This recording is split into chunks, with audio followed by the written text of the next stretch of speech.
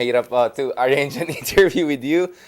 So today we have an opportunity to talk about your background in politics and what is your vision about the future of the country. At alam ko, this is not exactly how usually President Arroyo is being discussed. So there are issues that I want to dig in that are on top, in my opinion. So what we did, Madam President, in my previous interview with Prime Minister Mahathir, for instance, is tinanong ko siya paano siya pumasok sa politics. At alam ko si Prime Minister Mahathir is actually trained as a physician at nag-explain siya sa akin na pumasok siya sa politika from a very young age, and he took medicine because yun yung nakuha niyang scholarship. No? So we usually talk to our interviews about their background, and I ask, for instance, kay Justice Carpio, paano naman siya pumasok sa issue ng West Philippine Sea? Like, he's a justice. At sinabi niya sa akin na legal advisor siya ni Pangulong Ramos, and he got to see the mischief reef crisis in 1994 and 1995. So what we do with each of our guests is talk a little bit about their backgrounds. No? So kilalang-kilala po kayo for your presidency and what happened before that. But ang gusto ko sanang pag-usapan ngayon, Madam President and Speaker, is how did you enter into politics? Because what we know is your father was, of course, a former president of the Republic in the early 1960s. You studied in the United States, and you were also an academic, and you were a professor of economics at Ateneo de Manila University. Yes. So how did you enter and transition from the world of academe into politics? Ito ba'y dahil gusto niyo i-continue yung legacy ng No, I tatay never. niyo or something? I never. So how did you enter? I never thought of entering politics, but as you said, my father was president of the Philippines, and it seemed natural that somewhere along the way, people would ask me to run for politics as well and draft me, and that was what happened. I was serving as Undersecretary of Trade and Industry. I was a professor of economics before that in several universities, including the University of the Philippines. Yes, po. So it seemed natural that being an economist plus being the daughter of a former president, somewhere along the way, I would be drafted to run for politics. And it happened. For the elections of 1992, I was drafted to run for senator. Yes. Can we go back first on sa Department of Trade and Industry? So you Yes. first entered sa DTI, and Yes. what were the specific things you guys were talking about? Kasi I can imagine ito yung time ng information technology is coming up. We're going to transition. Not Cold yet, War. not yet. Not Electronics, not Not IT, yet. electronics. Not That yet. was what was coming up then. So IT, I would say, started to come in the turn of the century. But this is way back in 1992, like 20 years before the turn of the century. I can imagine that. Yeah, so that was a time when manufacturing was becoming our strong export. Prior to that, it was agriculture. So I was drafted. I mean, I was after the EDSA 1 revolution.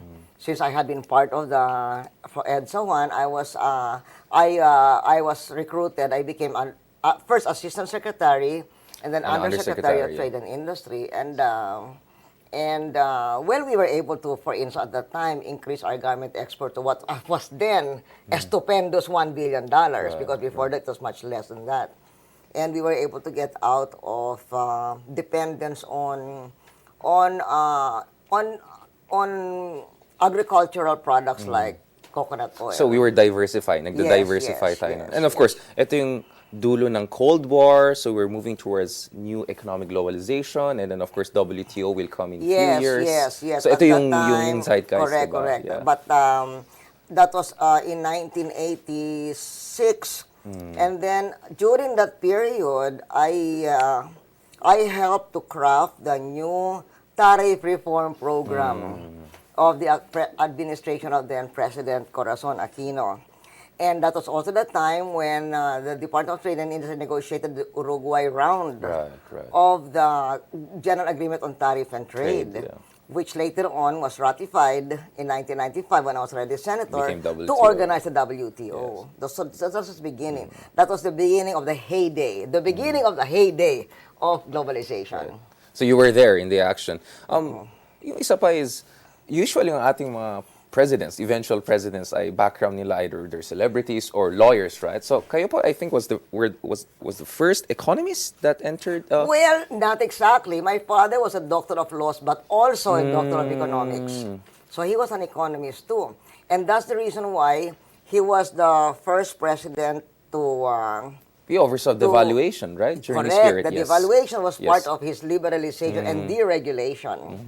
And he was also the first president to have a formal medium-term development plan Right. approved by Congress. So in a sense, parang gusto niya ituloy yung legacy ng father in terms of making the well, in a economy more sense, efficient? yes, maybe in more than a sense. I continued the work of my father. You know, you were talking about Mahathir earlier. Yes. Why did Malaysia become what it is today? Yes. It's because of the continuity of policies over decades. Right. What was the lesson? China also. Sure. Continued to And, policy over 40 years. South Korea, Taiwan, we can go through that. But what was the lesson, the biggest lesson you got from working in the Department of Trade and Industry, in working government? Kasi iba yung nasa academe ka, di ba? You have all these great ideas how to run policies, but once you're inside, the den of politics and Yes, bureaucracy, yes. it's actually a humbling experience, isn't it? Yes, because you may have the ivory tower ideas. In other words, like maybe to make it like to have an analogy, you are Manny Pacquiao, so you're training. Apo. That is your academic background. Shadow boxing. But yeah. at the end of the day, you have to fight in the ring, Right. and that is the actual government experience. And so what is important is you may have good ideas, but implementing them is another thing. And to implement them, I learned something, to respect the civil service. And DTI is known for actually having very professional and competent civil service. Yes. So right? I was fortunate Yes. that I interacted with a very, very professional civil service. So my respect for the civil service, which I also got from my father, he was a civil servant. He took the civil service professional exam as well as the bar. Right. So and he taught both. Right. So he really taught me not only that I learned it from experience, but he taught me to respect the civil service. And that is something I brought even into my presidency. Strong state, strong republic, right? And no strong civil service. I had a Right, lot right, of professional civil servants, CESOs in my cabinet itself. So your experience in DTI kind of informed your emphasis on having a very competent technocracy, right? Because this is one of the things we'll talk about later on during your Yes, presidency. yes. So paano naman po kayo pumasok sa politics? Yeah, you decided to run for Senate, right? Because Yes. usually other people go through the No, Congress because I was and move out. recruited. That's what I was recruited Which for. party, ma'am? At the time, Laban Demokratikong Pilipino. Right, LDP. Yes. That was the party of the administration until President Ramos, then Secretary of Defense Ramos, did not get the nomination. Right. So he formed another party. But in the beginning, before he formed Lakas, that was the administration party. And of course, the early and mid-90s were also very challenging period. I mean, on one hand, at least the Philippines was rising, economic takeoff. Finally, we had stabilization after the lost decade of the 80s. Pero at the same time, later on, of course, my Asian financial crisis. Bilang senator, what were the key issues that you faced in the 1990s? Yes, when I was a senator during the presidency of President Ramos. We got yeah. elected at the same time. He for Right. president and me for the Senate. And I think he had very good economic policies. Right. A lot of the economic policies that he had, I continued. Yes. So for him, it was very important to attract investments.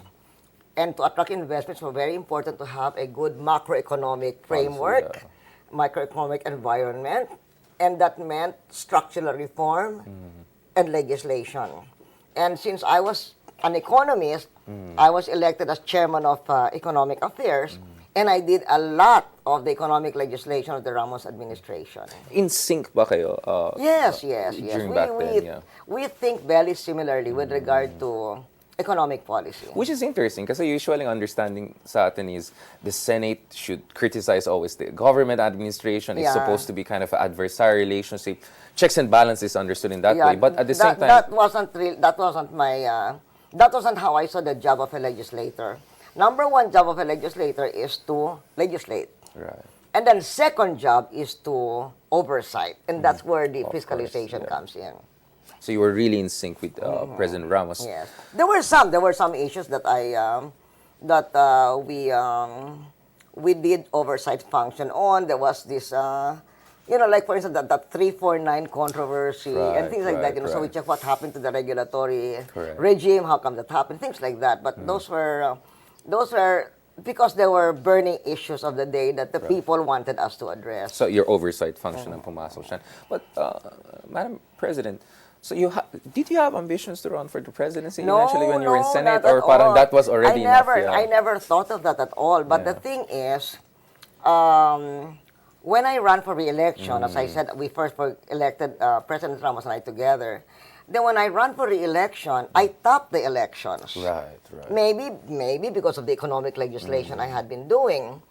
And when I topped the elections, then I realized that any top-notcher is suddenly being touted as a future Next, president. yes, So yes. not the next, but a future president. A potential. Yes, a potential Yes. president. And but you run for vice president eventually in Yes, 1919. yes. Why not the presidency?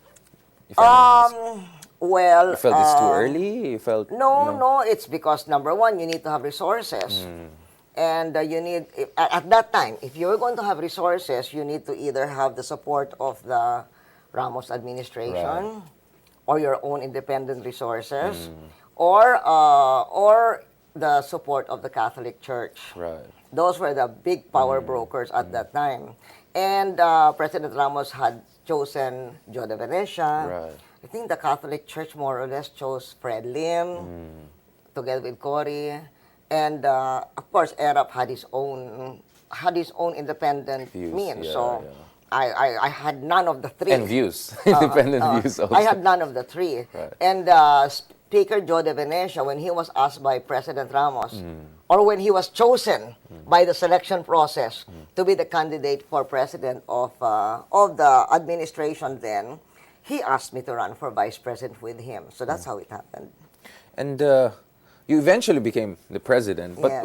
what were those your how would you say, preferable conditions, or was that the preferred circumstances? I would have rather become president under peaceful, Yes. uncontroversial, Yes. I could less imagine. dramatic conditions. But then EDSA 2 happened when I was vice president, so I became Oh, president. but Madam President, may I ask, what is the experience of the vice presidency? Kasi marami sa atin, hindi natin naintindihan ano yung trabaho talaga ng vice presidency. In the US, for instance, you're automatically the head of the Senate. So, medyo clear. At saka sa US, for instance, kapartido kayo. So, you're in sync with the president. Pero dito sa Pilipinas, mukhang ang culture is you're always from the opposing party, you're like a spirita, you're were you marginalized as a vice president? In fairness to President Estrada, in the beginning, the relations seemed to be adversarial because my party course, yeah. was taking the position that we're going to be opposition.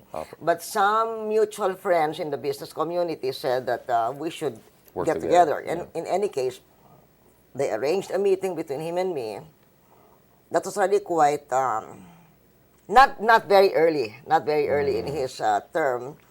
And then he said... So 1999, I suppose? No. Or- Already still 1998, 1998. Still yeah, 98, yeah. but not like the first few days or Days, first yeah. few weeks.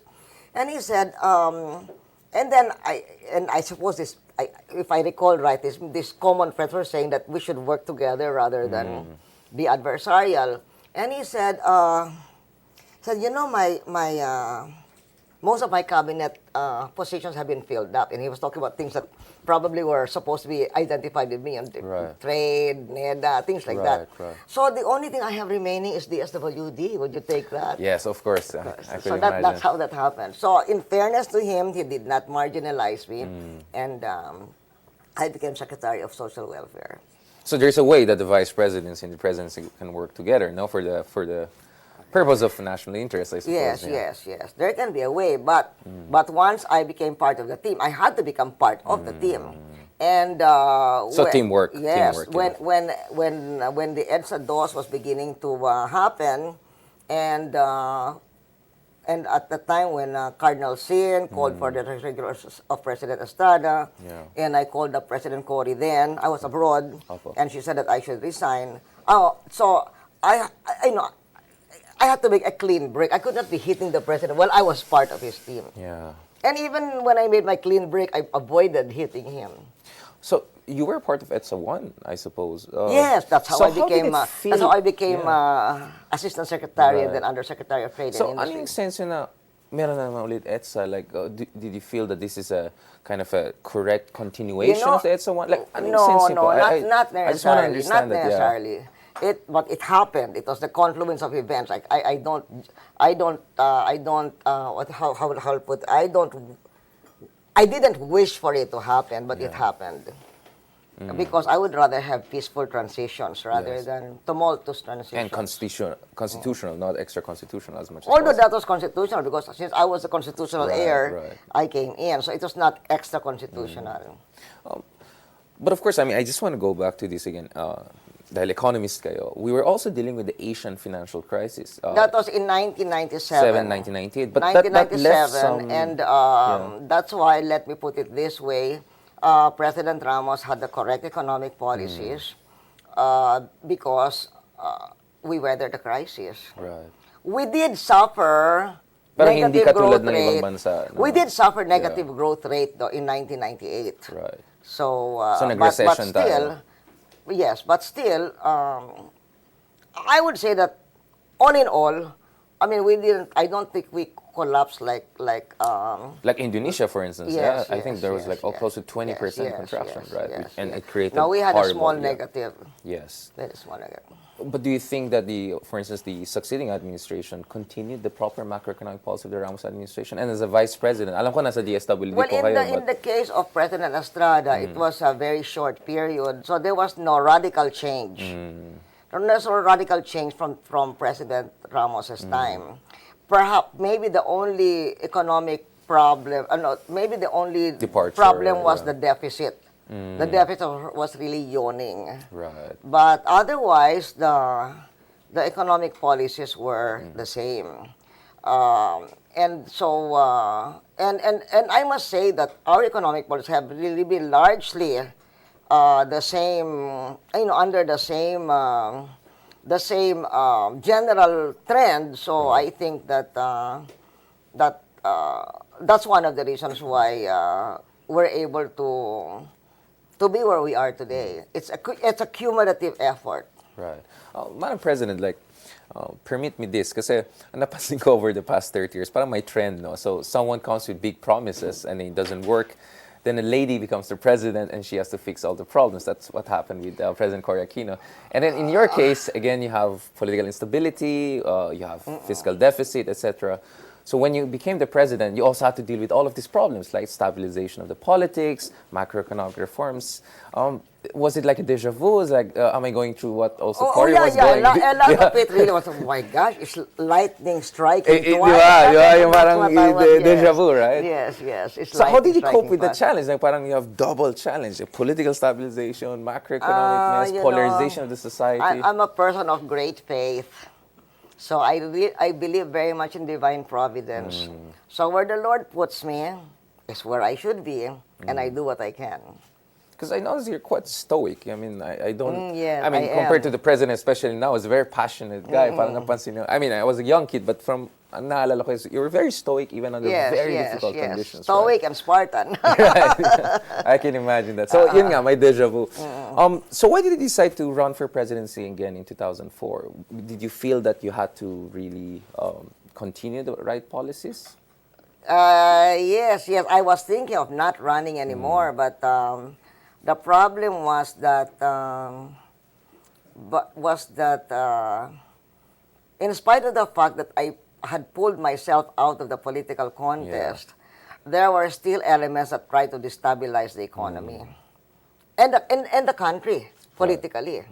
So my supporters said, if they're doing what they're doing now, then you cannot make yourself a lame duck. You have to run again. So you felt it's a duty, it's a sense of duty. Yes. So when you became president, one of the things you focused on is macroeconomic reforms, beginning in 2004 and 5, right? Especially yung stabilizing ating inflation, fiscal deficit, you caught on that. So in a way, you were trying to continue what Ramos did, also what your father did, right? Yes, What yes. was your philosophy to stabilize the economy? Where do you think we were going wrong? And do you think you were successful in terms of laying down the foundation for long-term development? For Well, as I said earlier, perhaps maybe the thing that was difficult for us was that we had a very huge deficit. Yes.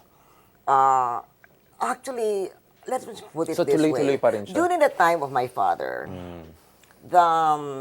we were second only to Japan in the region. Yes.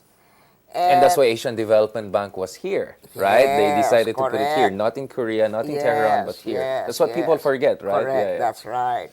But then, after his time, and my father had liberalized and deregulated the economy.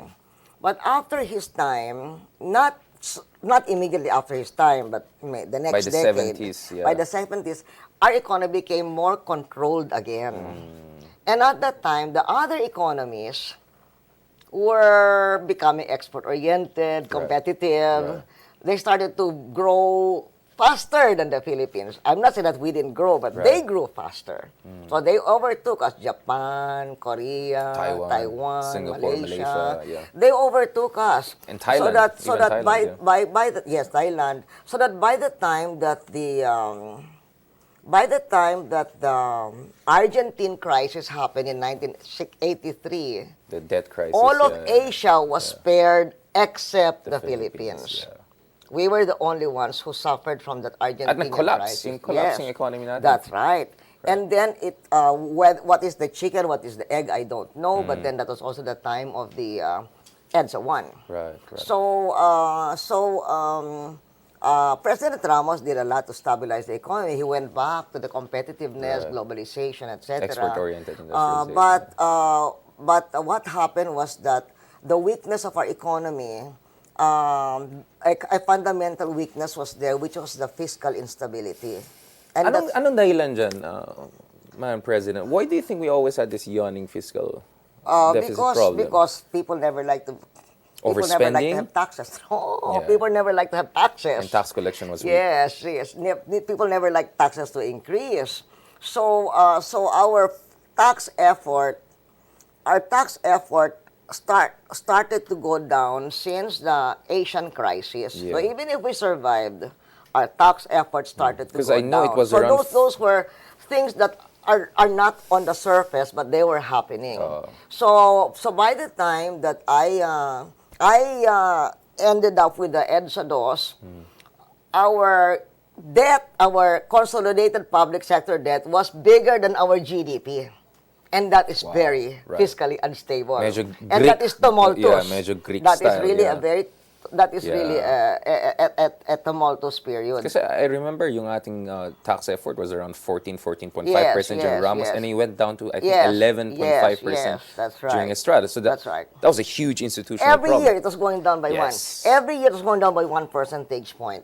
So Do you think corruption was also a problem in terms of well, collection?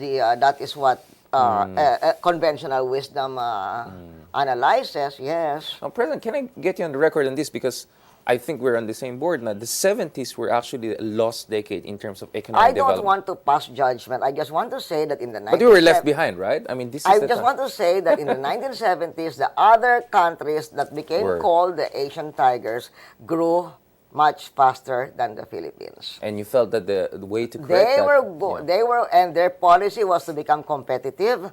Our policy was to control the economy. So during your presidency, one of your focus was macroeconomic reforms. But the Yes. other thing also, but how did you achieve that? So I suppose putting competent technocrats, for instance, was one of your That's ways. one. Yeah. But I always, as I said, as we discussed earlier Yes. about being a technocrat, about technocracy, that is one side of the picture. Have competent technocrats know what is the right thing to do. But on the other hand, the other half, equal half, is the implementation.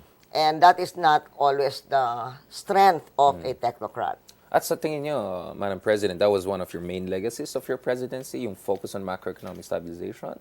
Yes. You know... Because you're an economist after all, right? You're talking about legacy. Yeah. And unfortunately, legacy, usually when you talk about legacy, it usually tends to revolve around one sentence that defines a leader's period. I'll give examples, not from the Philippines, but from other countries. So, the time of Winston Churchill, what was his legacy? He was the rallying point for unity during the darkest days of the Second World War. Remember in Dunkirk, he said, never have so many owed so few. But and this then, is the later Churchill, right? Because the early Churchill was a bit controversial. And then there was John Kennedy. Camelot. What is Camelot? Ephemeral sense and style that the baton of leadership has passed on to a new generation. Well, unfortunately, I can't say that my legacy is something dramatic like those historical greats in history. You're right. My legacy is probably something like that. I was able to restore fiscal stability after a period of political and economic turmoil. And now, and these sound economic policies that I put together, even if they were very difficult to do, were the ones that gave the platform for the infrastructure growth that we were able to have, unprecedented, and then also for helping reduce the poverty from 39% when I started to 26% when I left. And hopefully now it will go down even to 14% when President Duterte leaves. And of course, the other thing that nangyari sa, at least in the 2000s, was also the boom in the business process outsourcing. This is where information technology comes in, right? Yes, and we yes, can see yes, here yes, now in BGC. yes. This It was is in the turn of the century, yes. So, did you see the potential as an economist for that? If you go back to my State of the Nation address in year 2001, my first one, and even if you go back to my speech before the Makati Business Club in December 19, 1 month before EDSA DOS, what I said is that our strength in the future will be human resources, the service, the skills-intensive service sectors like tourism and ICT. And then I said it in December 19. I said it again in my first State of the Nation address. And sure enough, by 2003, all those and you arrived giants were coming in. And now, of course, we're a BPO superpower. We're even ahead of India by some measures, right? Even by the time I left the presidency, we were ahead of India already in the call, in the voice, in the voice business. Right. And well, there's a lot to talk about. We have limited time. So now let's go to what happens afterwards. Of course, one of the problems once you step down, and this is, ito yung sinasabi nila sa Pilipinas, and parati tayo kinukumpara sa South Korea, is that parati the previous presidents, once they're out of office, they're persecuted. How did you deal with all those years of, some would call persecution? That was 6 years of isolation, wasn't it? How did you cope with that? What was your mindset? You remember what I said earlier about I'm a person of great faith. So my faith sustained me during that period. And also, the loyalty of my family and friends.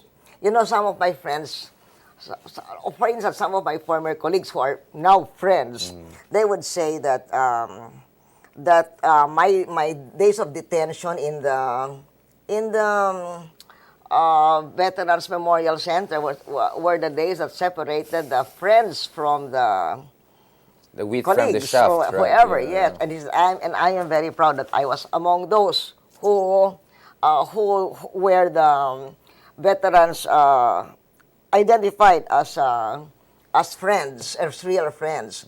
But one thing that also made me weather it was that I knew it was political persecution, perhaps misguided, because some of those who are persecuting me are now the ones being accused of even more serious crimes. Let me illustrate. Most of the cases against me were dismissed even early on, even during the Aquino administration. But they decided to stick like a dog on a bone in the PCSO case. How much did it involve? 300 million. Compare that to the cases that have been filed against the previous administration now. You take the case of the DAP. The DAP, 72 billion compared which was to declared partly unconstitutional. Compared to 300 million. And then the Dengvaksha, 3.5 billion compared to 300 million, plus loss of lives, and so many children put at risk, 800,000. So there's no comparison. But even then, even if there was political persecution, the moment the previous president stepped down, the Supreme Court acquitted me and said that there was no evidence. They even said there's no evidence. And you think that didn't have to do anything with political cycles? To prove that I pocketed 50 million, not even 1 million, not even 1 peso.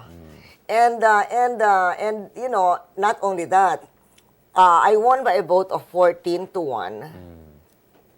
No, 11-4. And half of the previous president's appointees voted for my acquittal. So I'm very grateful for that. And what I can say, though, is that now that it's all over, I really have no bad feelings towards anyone. And I've always said that I hope that I will be the last victim of political persecution in the Philippines. President, what is your relationship with President Rodrigo Duterte? Because one of the impression, at least for us outside, is that you're one of his key advisors, at least, or at least he cites you as one of the sources of advice when it comes to. Because the other thing I didn't talk about your term was also your foreign policy. Because ang nangyari sa panonyo for us is there was a diversification. There was not necessarily pivot to China, but pivot away from our traditional alliances. I remember very well when you visited China in the mid-2000s, and then Premier Wen Jiabao visited the Philippines in 2016. And Hu Jintao too, President Hu Jintao. Yes, Hu Jintao also visited, and Wen Jiabao. And then, of course, this was the first, what was called the golden age of bilateral relationship, and we had huge deals, economic deals, and of course in West Philippine Sea, we tried to negotiate joint maritime seismic undertaking. So now that President Duterte is talking about, or at least the impression is he's also pivoting to China, many are saying that he's continuing what you tried to do before, and perhaps for some it's a wrong thing, for some people it's actually the right thing. That what we need to do is to diversify, because we're moving into a post-American world where China is now one of the major players that we have to deal with. Well, you talk about China in particular. Let me say that it's not really new. It's been there for a long time. President Ramos was very friendly to China. Yes. In fact, he was one of the founders of the Boao Forum. And they karaoke with I remember. Correct, yes. Jiang Zemin, President Yes, Jiang Zemin. yes. No, that was me. You also karaoke with Jiang Zemin? I was the one. I thought you also karaoke with Jiang Zemin. No, with Mahathir. Oh, okay. Okay, he's All right. Mahathir. So you also did karaoke Not diplomas. exactly karaoke, we sang opera. Anyway, so President Ramos had that policy. I continued the policy. There was an interruption during my I keep saying predecessor, my successor's policy. Right. Earlier I said predecessor, I meant successor. Right. My successor's policy. And now we are back to something that has been there for many administrations. So you think this diversification It's is not sensible? new, it's not new, and it is certainly sensible. Because China is a geographical reality that we have to deal with. A geopolitical reality. Yeah. And all the more now, when President Ramos was friendly with China, China was not the second biggest economy in the world, poised to become the biggest economy in the world. So even more now. But what were your lessons from your engagement with China? Because it was quite a mixed picture, wasn't it? I mean, we can blame, there could be a whole debate about what happened, but the reality is that a lot of China's big ticket projects, hindi sila nag-push through, whether it's NBNZT or Network Project. How do you think that should inform our relationship now? The lesson of those projects was that when we had the procurement law, and we did the IRR. We did Part A, which is the IRR for locally funded projects. We were not able to do Part B, which is the IRR for foreign assisted projects. ODA, so it was very nebulous then. And but now that so the legal regime is there. Yes. And It's a lesson learned. And President Arroyo, of course, nung panon nyo, you didn't have the Belt and Road Initiative. You didn't have such an ambitious president like Xi Jinping. This is quite a different China, much more assertive, more resources. So and all the more reason why we should be friends with China. You know, we should be friends with China for many reasons. One is that we're neighbors. Don't you want to be friends with your neighbor who's very rich, you know? And then second, China is becoming more and more involved, not only the Philippines, but ASEAN. Third, we have such a very, very big Filipino-Chinese community.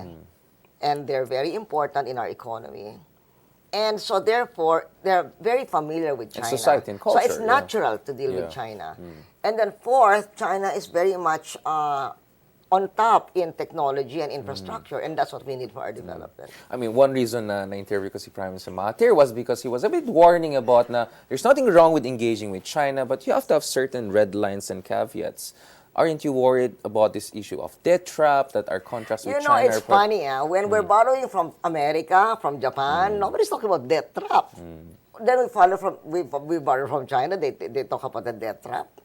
But that's not much different. Well, I mean, you didn't have a case like Sri Lanka, right? When they had to more or less give up a whole port for 99 years debt for equity. I mean, this is the issue that China is not part of the Paris Club. But the important thing is that the important thing is that our total debt, whoever it comes from, the share is too small. Must conform to the standards of the international community during the like 4% or 3.5, whatever is the standard they say, or 3.5% of GDP. That should be the debt. In fact, during the global crisis of 2009, they increased it to 4.5, I think. Right. There are international standards. So as long as you comply with those international standards, what is the debt trap? So you think China will follow these standards? No, we are the ones following. Our total debt remains within international standard. That's why our credit rating remains very high. The credit rating is I would say, the leading indicator for whether we are falling into a debt trap. Right, yeah. And we're not. Because, of course, this is also my argument that maybe debt trap also doesn't make sense because, I mean, in the case of Malaysia, for instance, the share of the debt they got from China to their GDP was really large, and Sri Lanka has a very small economy, while in the case of the Philippines, we have very good credit rating, our GDP is large.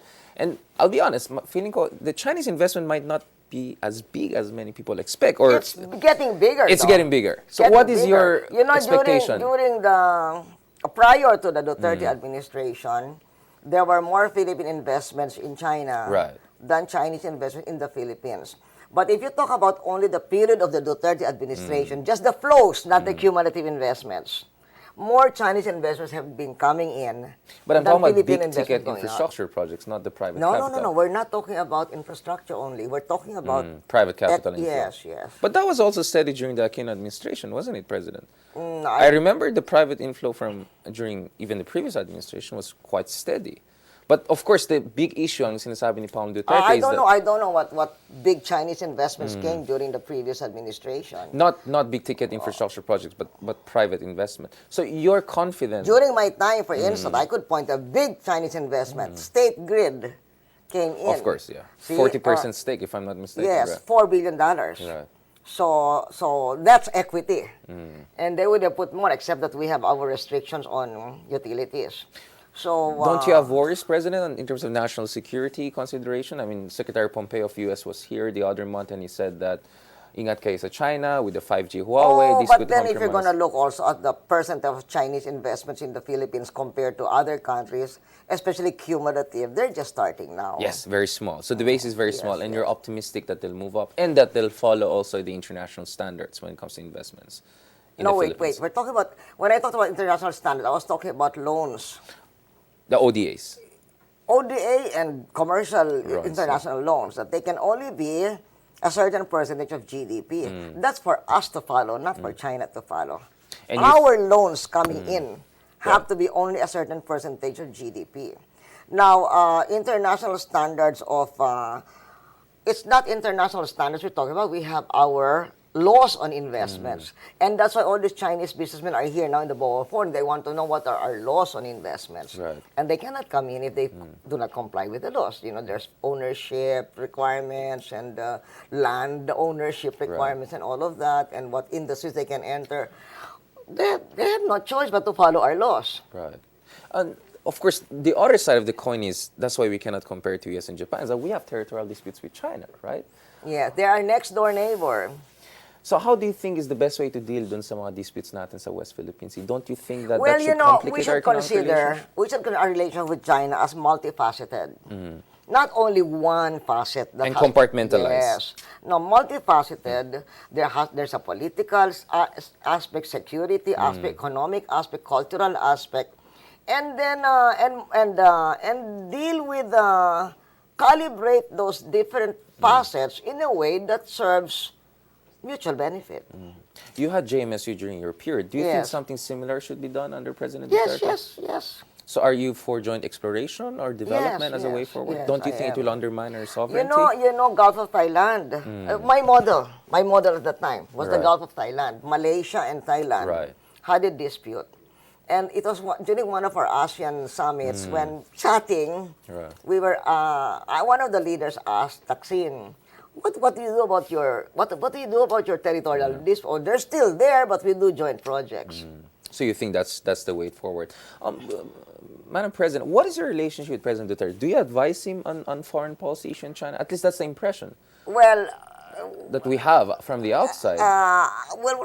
I think I have good relations with the president. I've known him for a very, very long time. He was in your advice. He was a cabinet. He was Yeah, my advisor on peace crime. and order, Yeah, but yeah. long before that, when I was still Undersecretary of Trade and Industry, and he was a new mayor of Right. Davao, I met him already. Oh, and okay. even then, his policy for attracting investment into Davao was fix the peace and order. Right. So, so when I became president, he became my advisor on peace and order, specifically on drugs and on kidnapping. Right. And then, so we've been friends for a long time. And now, as far as advice is concerned, well, Does he solicit from sometimes, you? sometimes he does. But Yeah. like for instance, we had a National Security Council meeting, and Right. he asked advice about the South China Sea. The arbitration award, right? Yes, Yeah. and then one time we talked about inflation. But overall, as to whether I give him advice or not, let me put it this way. As somebody who has been president, he does not run out of people who want to give him unsolicited advice. And I Exactly. don't want to be part of that I chorus. can imagine that. What is your assessment of President Duterte's China policies so far? I mean, siguro It's maaga. very similar to mine. That's Yes, what I can yes, notice. yes. So you think he's continuing what you were laying down? And Yeah, it's very similar to mine. you think it's sensible? I know it's similar to yours, Yes, but you think yes. it's sensible? It's defensible? Yes, certainly. Right. As I said, China is our neighbor. China is our relative because there's so many Philippine Chinese here. And friend? China's a big player in the, in the region. Right. And then fourthly, and a friend in the region. Yes. And fourthly, China's strength is what we need, infrastructure and technology. So this brings us towards the end of this conversation. So my Boao Forum, we know that usually this is in China, in Hainan, Boao. Why in the Philippines? And does this say something bigger about what's happening in the region? Because for 100 years, we're a U.S. treaty ally, and now suddenly it's like we are closer to China, some would say we're the crown jewel of the diplomacy of President Xi Jinping. Why the Boao Forum here? And what is your role in the Boao Forum? As I know, you're part of the Board of Governors? Yes, Madam I'm a member President? of the board of the Boao Forum, and just like the World Economic Forum, they have it they have it in Davos, Right. but they also have it in other Right. countries. So, IMF World Bank has it in Washington, but they have Right. it in other countries too. So since the Boao Forum is evolving, Right. especially now that China is becoming the maybe soon the biggest economy in the Right. world, it is also evolving, becoming more and more international. So you were behind the decision for the ball to be held here, Madam President? Yes, I initiated that. I said, why not have a Boao Forum in the Philippines? And they thought it was a good idea. Wow, that maybe says a lot about how China is seeing the Philippines, right, as some sort of new strategic partner. Can we call China as a strategic Oh, partner? of course, China is a strategic partner. Right. Yes, Yeah. definitely. And definitely. who are attending this forum, Madam? Business There are leaders? 150 Chinese businessmen. And I don't know if there are also 150 Filipino businessmen. And there was supposed to be also a set of Chinese businessmen who are already in the Philippines. Right. So So that's it's a the mixture. composition, yes. Right. And so this is a big deal. Yeah. And it's really, the main idea is to introduce the Chinese businessmen to the investment rules of the Philippines. So that we have the legal framework Yes, necessary and the yes, mistakes of yes, the past will yes, not be yes, repeated. yes. So just to wrap up, Madam President, what is your vision for the Philippines? Are you optimistic about this country? Oh, I'm very Very optimistic about the And why? Philippines. Why are you very optimistic about this country? Well, first of all, as I said, we have had a continuum of economic policies, and that's very important for long-term growth and reduction of poverty. And in my time, we were able to reduce poverty from 39% to 26%. And I think that the president will be able to reduce it further to 14%. And that makes me optimistic. Now, he has very good economic policies. And what we just have to do now is to help him implement those policies. Including inflation? You think? Well, we solved that now, but we had some problems last year. Yes. Right?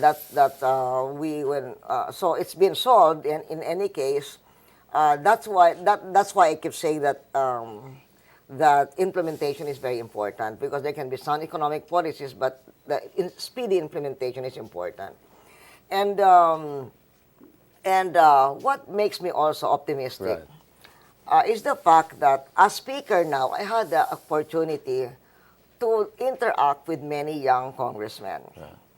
And interacting with the young people makes me very confident that they will lead the country well when their time comes. So that really makes me very confident in the millennials. Thank you, Madam President, because usually millennials, we get a lot of slack, right? We're supposedly not caring. So thank you for that vote of confidence, and thank you for this great interview. I'm sure a lot of people will have a lot to take from it. Thank you very much, ma'am. Pleasure. Maraming salamat. All right, guys, catch up soon. We may have other very interesting guests soon. We'll make an announcement about that. Thank you. So when are you leaving for...